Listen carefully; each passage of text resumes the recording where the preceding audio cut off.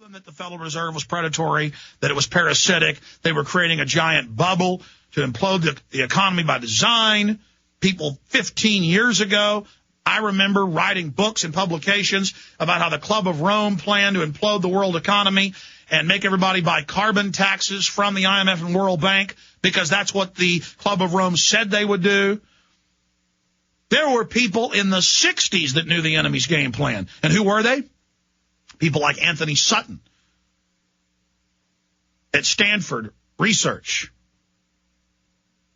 at major institutions like the Hoover Institution, congressional investigators, former generals, CIA officers. I mean, do you know who the founders of the Patriot movement were? You go back 50 years ago, they were mainly people in the system who were told the plan, and they said, I am not going along with this. And back then, they killed most people who were insiders and blew the whistle. Because they knew if this got out early, they would have never been able to carry it out. But the good news is, in the last 20 years, there have been too many of us telling the truth for them to intimidate us all, COINTELPRO us all, demonize us all, kill us all, audit us all. Oh, if you were Red Beckman, an Air Force officer who found out about this in the 50s, and you came out and exposed it, yeah, they came and tried to take his kids and bulldozed his house and did everything else to him under the sun. Do you have any idea what the men and women sacrificed when nobody knew this information, maybe 0.1% out of 100? When maybe 1 in 1,000 knew what they went through, the hell they went through to bring you this information all these years, so that now, right as the New World Order is openly being founded, it is beginning to collapse. And they will continue to build on top of the collapsed structures. It will continue to get worse. But you can see the mathematics. They've still got the initiative and the money and the power, but it's eroding faster and faster. And we've reached the waypoint where there's all these huge structures of the New World Order that still have to be exposed, routed out, dealt with. Society has been scientifically degenerated into a bunch of backstabbing goblin-like creatures. And so even if you remove the current crop of criminals, if the institutions and the power structure and the big government's still there, it will be peopled by even worse scum. More reckless scum.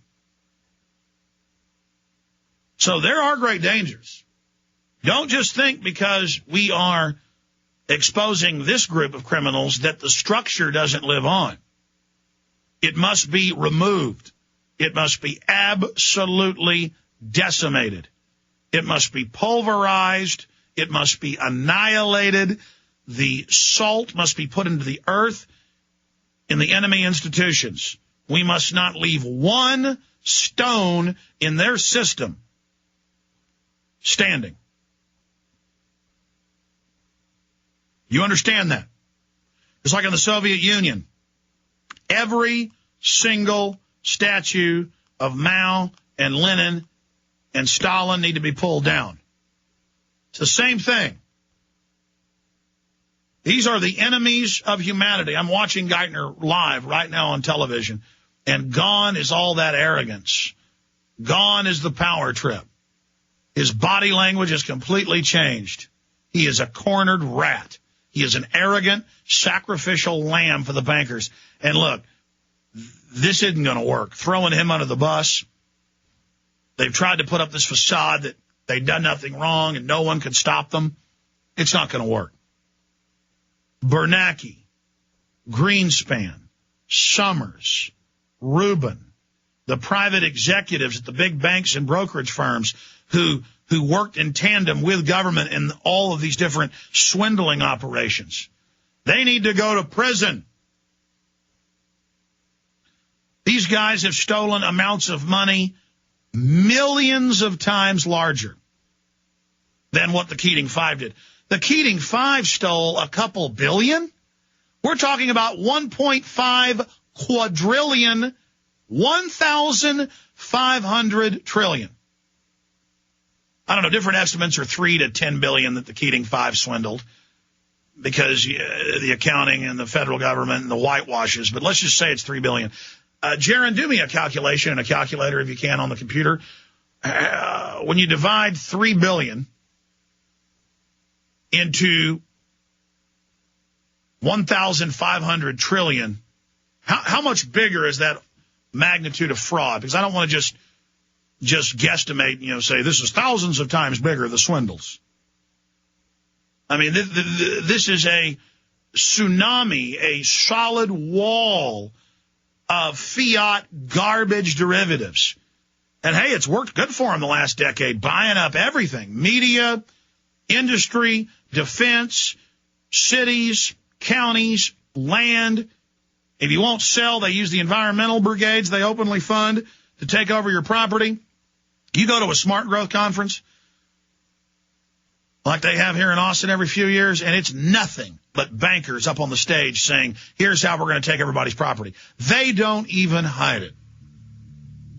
I remember in 1998, the first time I went to one, I was as white as a sheet, watching them hour after hour, just celebrating openly their evil. Yeah, well, listen, you arrogant crooks. This is the beginning of the end for you. Geithner has been caught red-handed. He lied and said that he didn't give the orders to AIG to hide the money to Goldman Sachs, and now it's come out that we have the emails. He's a big fat liar. Here's Bloomberg. Fed email to Geithner cites bank benefit from AIG.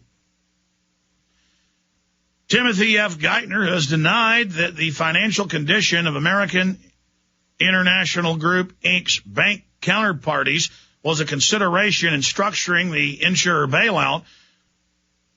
Was told by a senior colleague that the rescue was a way to remove uncertainty from the firms. So he said he knew nothing about that.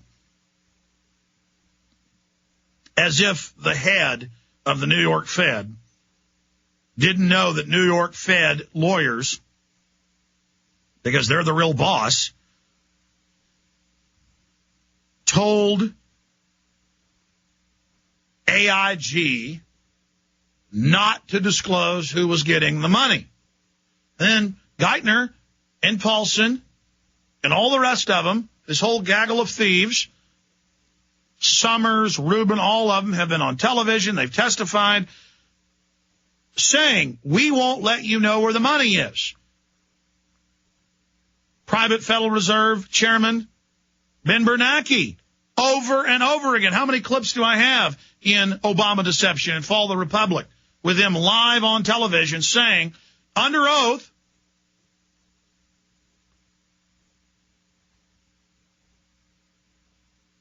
we will not tell you where the bailout money went. So that's their public policy, is to criminally say we won't tell you where the money went. But then it is public knowledge, because of tax returns, that he gave himself, Henry Paulson testifying live now on Capitol Hill, that he gave himself a waiver for over $200 million. And he's just a mid-level capo. That's what a mid-level capo gets for running the heist for the owners of the system. We always hear about CEOs. We always hear about bagmen. We always hear about Geithner and Summers and Rubin making their hundreds of millions. One of the big banks involved in the scam, their CEO, I saw the number, got over $2 billion in 1 year.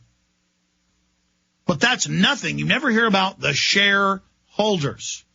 The big diversion is capping CEOs' pay and things like that. And, oh, look at the bonuses. That's all a red herring. It's the trillions. 28 plus trillion and growing in the last, October 2008. October, November, December, and then 12 months. That's 15 months. January's almost over. So in the last 16 months, a few days shy of 16 months, October 3rd when they got the power to steal whatever they wanted, at least on paper, fraudulently.